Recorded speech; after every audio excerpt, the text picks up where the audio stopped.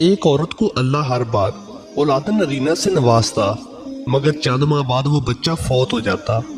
لیکن وہ عورت ہر بار صبر کرتی اور اللہ کی حکمت سے راضی رہتی تھی، مگر اس کے صبر کا امتحان طویل ہوتا گیا، اور اسی طرح ایک کے بعد ایک اس عورت کے 20 بچے فوت ہوئے۔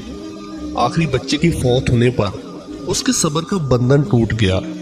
وہ آدھی رات کو زندہ لاش کی طرح اٹھی اور اپنے خالق حقیقی کے سامنے سر سجدے میں رکھ کر خوب روئی اور اپنا غم بیان کرتے ہوئے کہا، اے کون و مکان کے مالک، تیری اس گنہگار بندی سے کیا تقصیر ہوئی ہے کہ سال میں 9 مہینے خونے جگر دے کر اس بچے کی تکلیف اٹھاتی ہوں، اور جب امید کا درخت پھل لاتا ہے تو صرف چند ماہ اس کی بہار دیکھنا نصیب ہوتا ہے۔ آئے دن میرا دل غم کی ہول کا شکار رہتا ہے کہ میرا بچہ پروان چڑھے گا یا نہیں۔ اے دکھی دلوں کے بھید جاننے والے، مجھ بے نواز پر اپنا لطف و کرم فرما دے۔ روتے روتے اسے اونگ آ گئی۔ خواب میں ایک شگفتہ پر بہار باغ دیکھا جس میں وہ سیر کر رہی تھی کہ سونے چاندی کی اینٹوں سے ایک محل بنا نظر آیا جس کے اوپر اس عورت کا نام لکھا ہوا تھا۔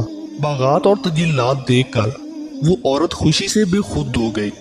محل کے اندر جا کر دیکھا تو اس میں ہر طرح کی نعمت موجود تھی، اور اس کے تمام بچے بھی اس محل میں موجود تھے جو اسے وہاں دیکھ کر خوشی سے جھوم اٹھے تھے۔ پھر اس عورت نے ایک غیبی آواز سنی کہ تو نے اپنے بچوں کے مرنے پر جو صبر کیا تھا یہ اس کا اجر ہے۔ خوشی کی اس لہر سے اس کی آنکھ کھل گئی۔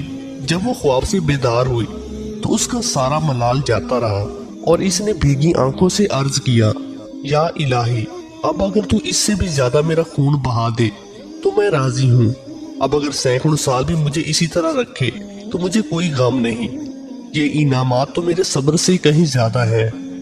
دوستو، انسان کو ہر حال میں صبر کا دامن تھامے رکھنا چاہیے، کیونکہ یہی چیز انسان کو اللہ کے قریب لاتی ہے۔